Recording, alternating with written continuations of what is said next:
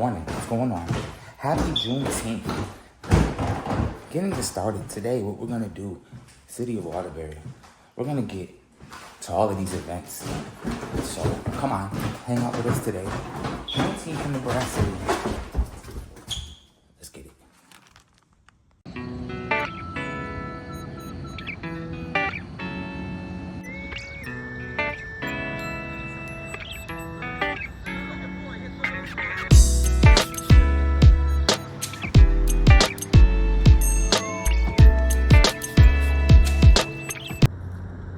We're down here, Juneteenth, getting kicked off early with Girls Trek organization, and these are some powerful, strong women, because as you can see,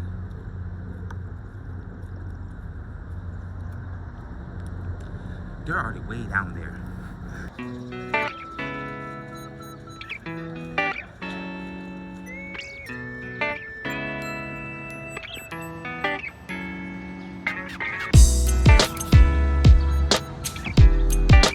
So we're down here at the green with Girls Trek, kicking off Juneteenth here with this walk. Listen, these women are getting it in.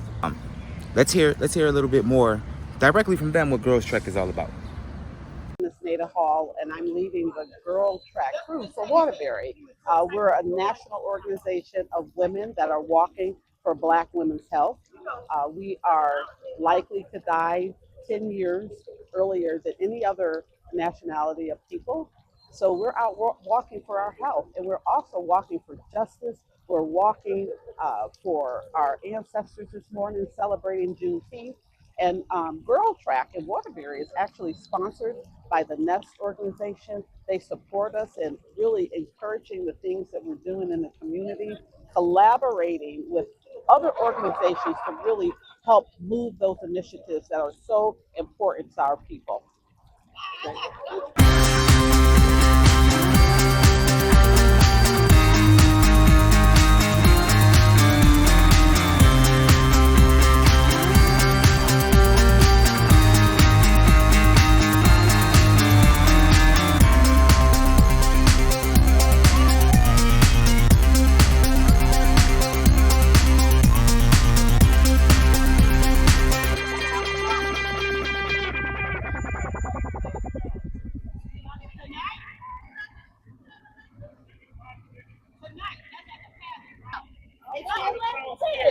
Yeah, they feel that move. That's why.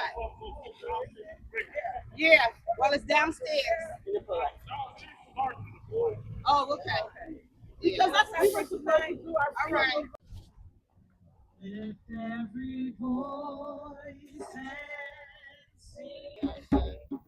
We come to welcome you to this ceremony and to acknowledge this cemetery that represents our ancestors, those that were enslaved.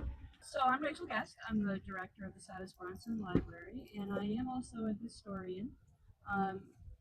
Wendy, several years ago, started holding this event here in order to honor the people who are buried here in front of the library. This was Waterbury's original cemetery, where the library is. It was converted to a park. The library was constructed here in the 1890s. Most of the people who were buried in the cemetery are still here, and we know from a map that was created in the 1890s that it was a segregated cemetery, and that people of color were buried here, right where we're standing, right in the back here. Persuade me that people that look like me didn't have rights, that people would tell them what to do, when to go outside, when to eat food, when it was time to go to bed. Granger rode into Texas, and he began to say to all the Union soldiers, declare and let those Negroes know that they are free. People in the fields got up. What? I'm free. Ancestors, remember what they stood for. Remember what they represent. Are you happy that you're here today to celebrate and honor those that are buried here? Say a woo woo. Whoa, whoa.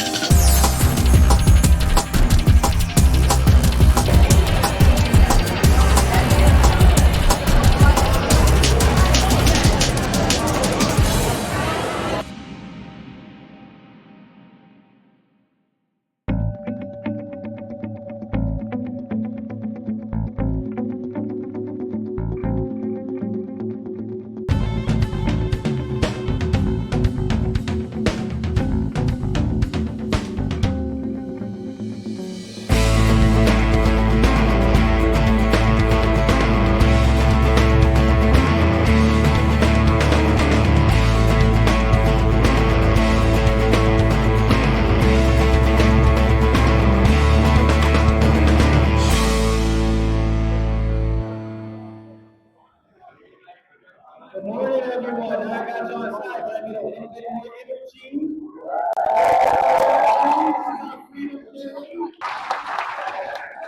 Good morning. So we're happy to once again be able to host a ceremony commemorating Juneteenth here at Waterbury City Hall, and I'm very happy to have the chance to be able to participate in that for the second year now. I'm also happy to report that Juneteenth is a city holiday as well as a state and federal holiday, and all of the offices are closed today.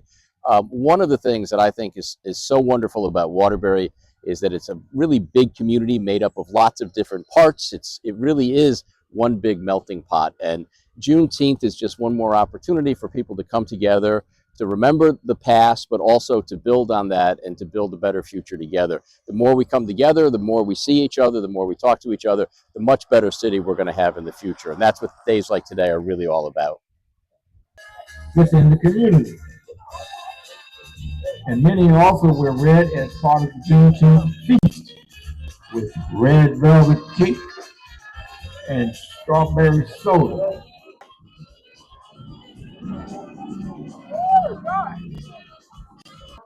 Speaks for my skin. The reverberating of salty tides, rusted chain boat rides and arriving to the shores of South. American apartheid begins. The rope becomes the noose on the neck.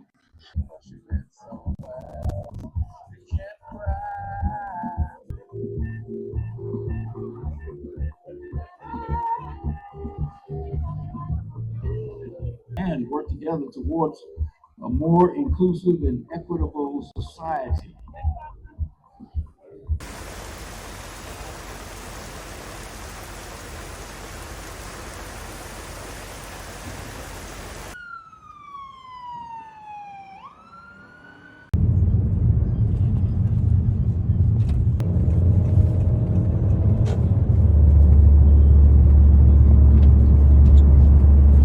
You know, in the 1800s, the last people realized that they were free. They were in Texas, right?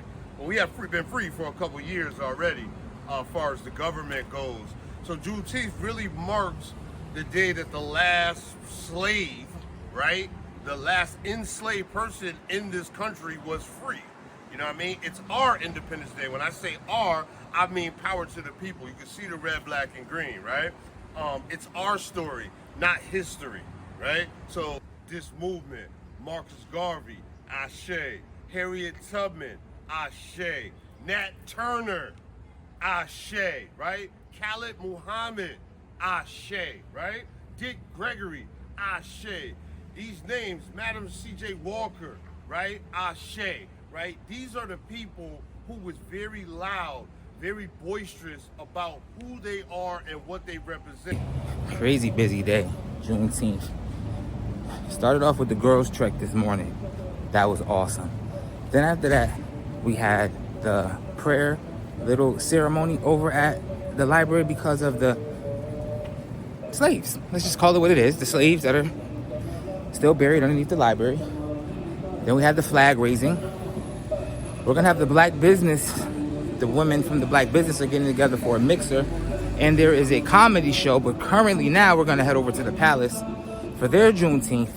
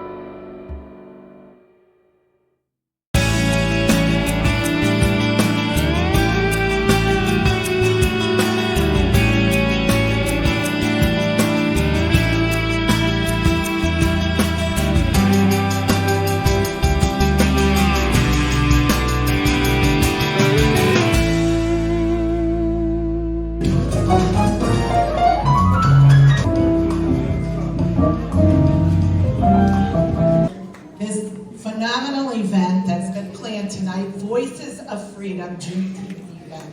Thank you so much for being a part of this. My name's Sherry Marcucci. I'm the Director of Special Projects and Curated Programs here at the Palace, and Juneteenth is one of the programs I'm really privileged and happy to be a part of and bring to our community. Good evening. I'm going to be very brief because I know you really want to get on to see these guys. You don't really want to hear me talk this evening, but it's great to see all of you here tonight.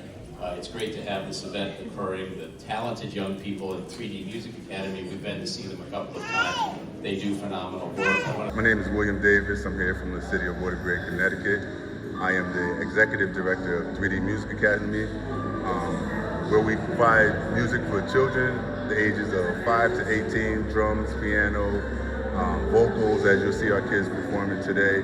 And Juneteenth means to us is just a celebration of where we come from and the possibilities of where we're going. Hello, I'm Shelby Davis. No relation, but just we're still brothers now. I am the Executive Director and founder of City Youth Theater and City Stage Company, a non-for-profit organization here in Waterbury, where we focus on theater development in our youth in the city. And today we're here to honor freedom and the resilience of Juneteenth, and to just have a great time and celebrate and come together and have family. But I know a change gon' come. I go to the movie and go through. Just imagine me and you.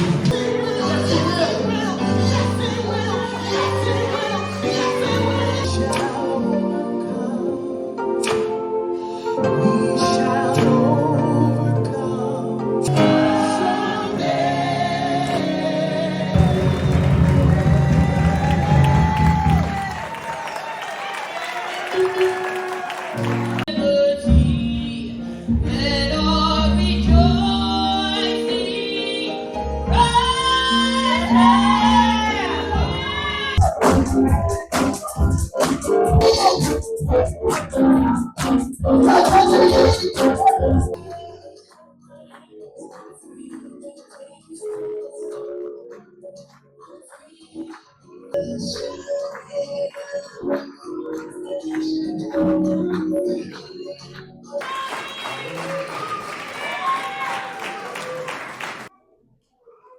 This is not a Black history poem.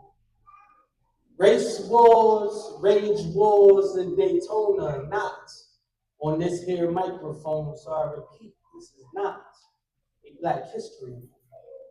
This is Black balancing brilliance, beautiful brainstorms as catastrophic events, telling his story, poetically speaking as a beacon from his glory. This is not a Black history poem. This is a poem written in a spider's W-E-B. The boys would love to read this statement. Blanketed in warm words of a Negro's problem. See, the problem is that these same words get wrapped up in that same spider's W-E-B. And the boys just know how to suck the life right out of her. The spider, not even being included in the talented 10th in the first place, is a talented Black widow. Could have read a king to sleep. But this is not a dream. A dream they will assassinate on the balcony of a nightmare. It's quite clear that kings don't rule here no more, especially when Nazi hands has American fans. I think it's time we go back to Swaziland. Rub-a-bum-bum on African drums is a paradox. Primary care partners and physicians. A doctor with no rhythm is an incision to the 5 heartbeats. Is there a heart in the house tonight? I don't know. Ask the children of Black women who didn't make it to fulfill her story during pregnancy. This is not a Black history poem. This is an invention.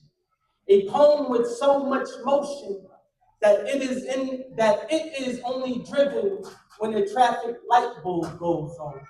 A poem with so much food for thought that after it is delivered, the only way it must be preserved is in a refrigerator. But this is not a Black history poem. This is Black balancing beautiful, brilliant brainstorms as catastrophic events, telling his story, poetically speaking as a beacon from his glory. This is not a Black history poem, poetically speaking. Thank you.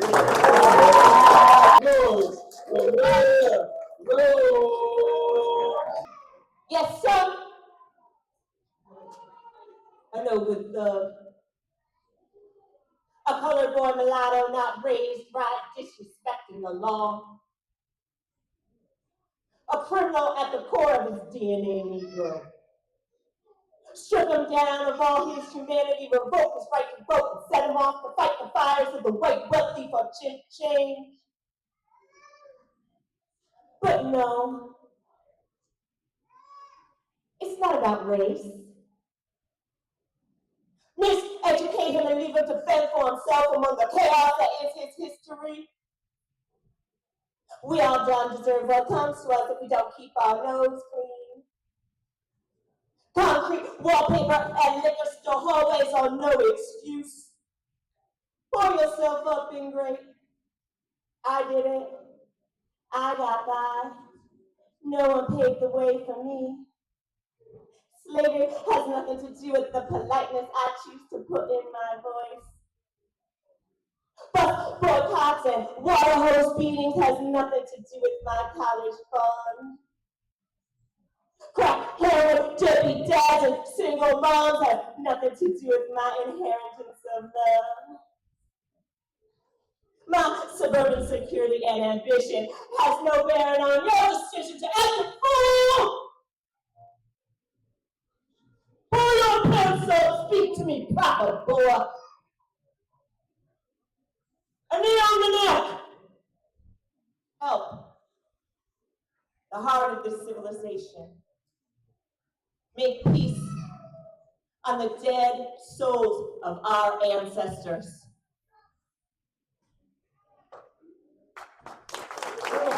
Oh, while the clouds roll back and the stars fill the night.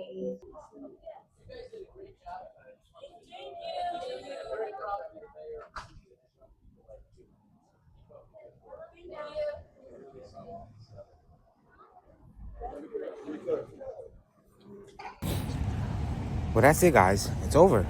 It's over. It's over, guys. Thank you for watching. It's over. Next year. We'll do it again next year, guys. Go do something else.